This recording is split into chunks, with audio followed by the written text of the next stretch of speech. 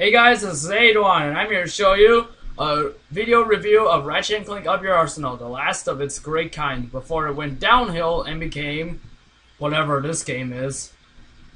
So, Ratchet and Clank Up Your Arsenal, the third game in the Ratchet and Clank series, takes place after Ratchet and Clank number 1, Ratchet and Clank number 2, Going Commando.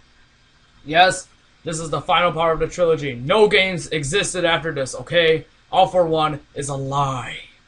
Now, anyways, so for the last of the true Ratchet and Clank games, Ratchet and Clank Up Your Arsenal originally was released in 2004. It got a HD re-release on 2012. I was searching for my old PS2 games the other day, and I came across Ratchet and Clank Up Your Arsenal, and I beat the game. Now, here is my review on the game. Ratchet and Clank Up Your Arsenal is a game that has a better story than by far the other Ratchet and Clanks, in my opinion. You can comment below if you're disagreeing. The story is basically, after the events of Going Commando, Ratchet and Clank are like settling down. They have their like home in some metropolis. I don't know what that city was again. I played Going Commando a while ago. I just forgot all the names. Anyways, Ratchet seems to be like a nobody right now. Clank is like a star of the show. Has his own little TV series called Secret Agent Clank that everybody idolizes, and Ratchet is like his dumb chauffeur or like limousine driver. So things are looking good for Clank and not so much for Ratchet. And the duo seems to be like in a peacetime or something.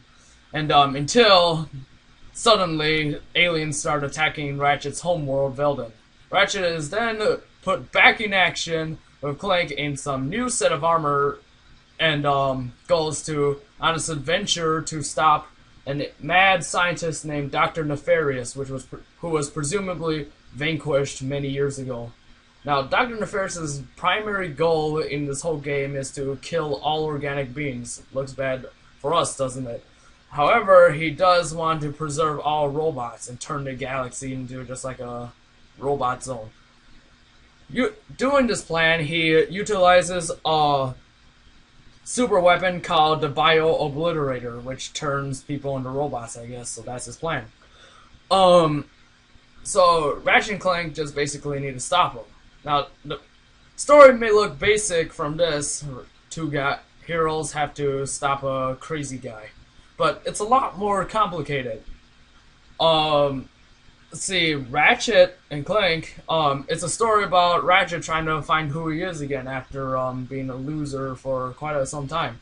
Now, the story doesn't go really in-depth on this since it's a third-person shooter game, so it wouldn't really go in-depth on those stuff. So, yeah. However, Ratchet and Clank Up Your Arsenal is unique because it's not a Ratchet and Clank story. It's a Quark story. So, actually, Ratchet and Clank Up Your Arsenal is about Quark. Now, if you don't know who Quark is, he's a superhero in the Ratchet and Clank universe. Something that Ratchet and Clank idolized when they were not superheroes yet. Now, Quark is like a Superman in their galaxy. However, I'm more of a Batman guy, in my opinion. However, Quark has no superpowers, although he does like to shoot things a lot. Quark is seen as an intergalactic hero, but if you saw Ratchet and Clank, he isn't really a superhero. He's kind of a scumbag. He does the wrong things, he hangs out with the wrong crowd, he supports supervillains sometimes, and he even schemes bad things of his own. Now, you would be asking, why would they revolve a Ratchet and Clank story around this piece of... Well, actually, this is the story about how Quark redeems himself after all this bad things he has done. Now, I wonder how they did it, but okay, Quark is kind of selfish. He thinks of himself only, and he likes taunting others, as you can see. Like, it's explained via flashbacks in that game, or it's called vidcomics, how Quark vanquished Nefarious, and you can see some of his bad traits. And he didn't fully defeat him. However, the story shows you that because Quark is looking to redeem himself later on in the game, like 3-4 he does eventually become a less selfish person and stops working for the bad guys and takes down Nefarious with a new attitude for things. Now, on the way, he assembled a team called the Q Force, a team consisting of... Now, in this game, you do eventually have to come down to a final showdown with Dr. Nefarious. Now, Nefarious is a troll. A major troll. I mean, literally a troll. Dr. Nefarious is really annoying. He like throws these black balls of doom that you cannot dodge unless you double jump, and it really bugs you after a while. Now, Nefarious, I've heard, is really annoying boss. From my perspective, if you do upgrade your guns to a very high level, you will be able to kill them easily. Like me, I upgraded my sniper rifle and beat the crap out of them. So, that's another thing coming up later. Nefarious, really was evil. I mean, you did see the compassionate side of him. I mean, he got bullied in, like, high school because Quark was, like, being a selfish moron. So I really liked how there was a sort of side you got in Nefarious and how he became a bad person. Next off is the gameplay. Yes, this is the gameplay. This is a gun that is very useful in Ratchet and Clank. Now, my guide to if you are one of those gamers that want to finish games really lightning fast, like old games. In old games, there are usually guns that, or some weapon that just automatically beats all villains, or all enemies. This would be one of the case. This is called a splitter rifle. It's like a sniper, but it's like cartoonish. Get this thing. It'll be called a flux rifle. Buy it, and you will be able to have an invincible weapon once you upgrade to full level. Nobody will be able to stop you, trust me. This thing can wipe holes in enemies. Like, I went against some bosses, including Nefarious. This gun was very effective, so trust me. Now, I'll show you guys the next 3 guns you should get if you want to beat Ratchet and Clank up your arsenal really fast.